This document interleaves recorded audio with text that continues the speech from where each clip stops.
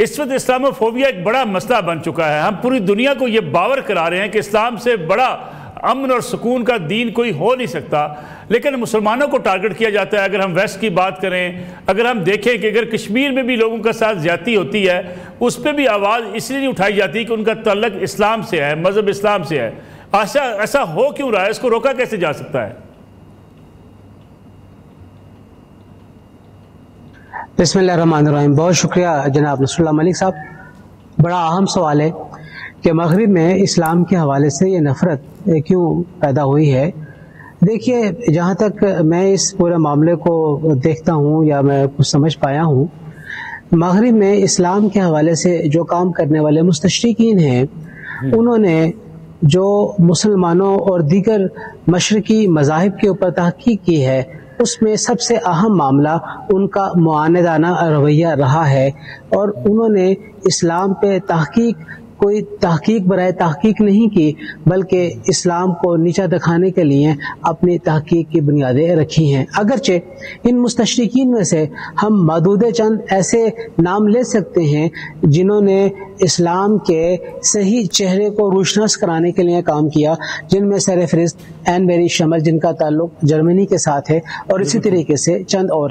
لیکن باقی پورا کا پورا جو ان کا مستشرقین کا طبقہ ہے، وہ اسی بات کے اوپر لگا رہا کہ ہم اسلام پر مختلف زاویوں سے تحقیق کر کے لوگوں کے سامنے اس بات کو ثابت کرنے کی کوشش کریں کہ اسلام کا تعلق امن اور سلامتی کے ساتھ نہیں ہے، اور اس کا تعلق دہشت گردی کے ساتھ ہے، اور یہ اسلام اب ایک قصہ پارینہ بن چکا ہے.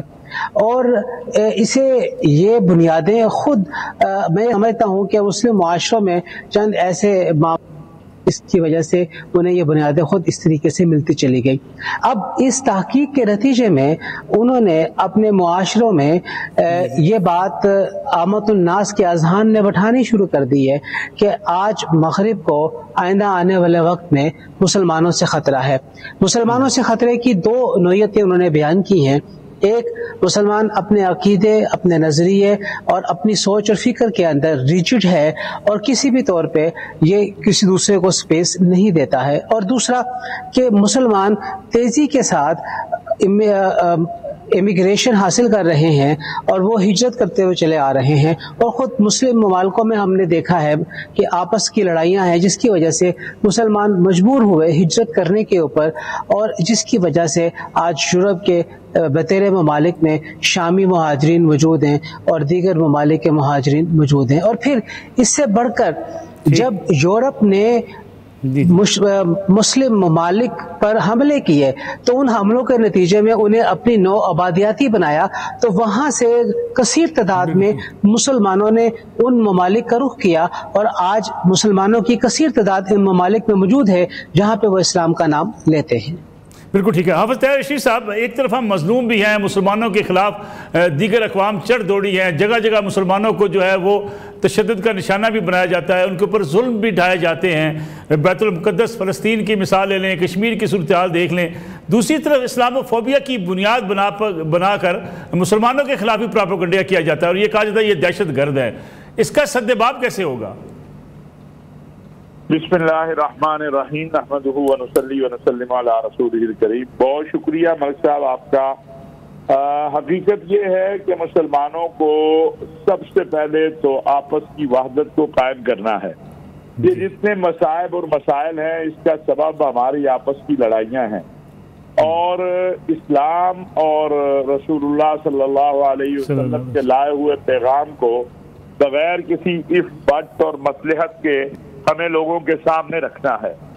یہ کیوں اسلاموفوبیا کے حوالے سے ایک تاثر اور پھر اس کے بعد یہ دن بدن چیز بڑھتی چلی جا رہی ہے، اس میں ان عناصر کا بہت بڑا دخل ہے جو اسلام کو اپنے مقاصد کے لیے استعمال کرتے ہیں، بالخصوص انتہا پسندی کے لیے، دہشت گردی کے لیے، اسلام کا نام جو ہے اپنے چھوٹی چھوٹی مفادات کے لیے. اور وہ ان لوگوں کو تقویت دیتا ہے جو لوگ اسلام سے خوفزدہ ہیں اور اسلام کی بڑھتی ہوئی جو محبت ہے یا اسلام کا جو پیغام امن و سلامتی ہے. جب کوئی قرآن و سنت کو دیکھتا ہے، پڑھتا ہے، رسول اللہ صلی اللہ علیہ وسلم کی سیرت کو پڑھتا ہے، تو ملک صاحب وہ اس سے متاثر ہوتا ہے، اسلام میں داخل ہو جاتا ہے۔ اب یورپ، امریکہ، برطانیہ میں وہ متشدد گروہ جو اسلام کی جو ترویج و اشاعت ہے، اسلام کا جو پھیلنا ہے، انہیں قبول نہیں کر پا رہے، تو انہوں نے بھی تشدد کا راستہ اختیار کیا ہے، اور اسلامو فوبیا جو ہے اس کے نتیجے میں آپ دیکھ رہے ہیں کہ جو کچھ ہو رہا ہے وہاں پر، تو اس میں ہمیں تو بہرحال بہر صورت اسی کردار، اسی اخلاق اور اسی دین کے راستے کو لے کر آگے بڑھنا ہے جو ہمیں رسول اللہ صلی اللہ علیہ وسلم نے دیا ہے، اور آپس کی وحدت اور اتحاد کو قائم کرنا ہے۔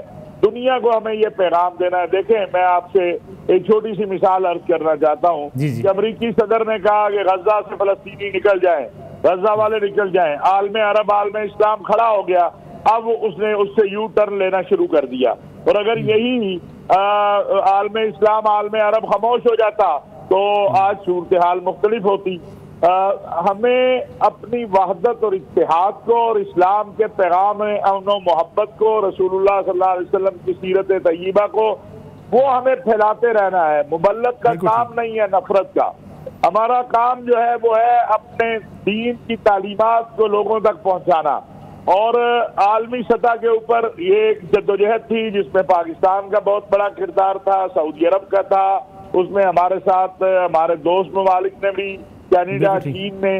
آج 15 مارچ پوری دنیا کے اندر جو ہے اسلامو فوبیا کے حوالے سے منایا جا رہا ہے، اور پھر ایک خوشی کی بات یہ ہے کہ اقوام متحدہ میں رابطہ عالم اسلامی کے سیکرٹری جنرل کو بلایا گیا، ڈاکٹر محمد بن عبد الکریم ال عیسیٰ کو، کہ وہ آئیں اور آگے اس کے اوپر جو ہے خطاب کریں۔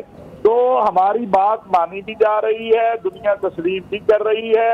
جس طرح باہمی اتحاد سے ہم یو این او کے اندر گئے ہیں، اب ہمیں باہمی اتحاد سے یو این او سے اس حوالے سے قانون سازی بھی کروانی ہے، اور اسے عالمی سطح پر جرم قرار دینا ہے جو یہ نفرتیں ہیں اور یہ جو اسلامو فوبیا کے حوالے سے اقدامات ہیں۔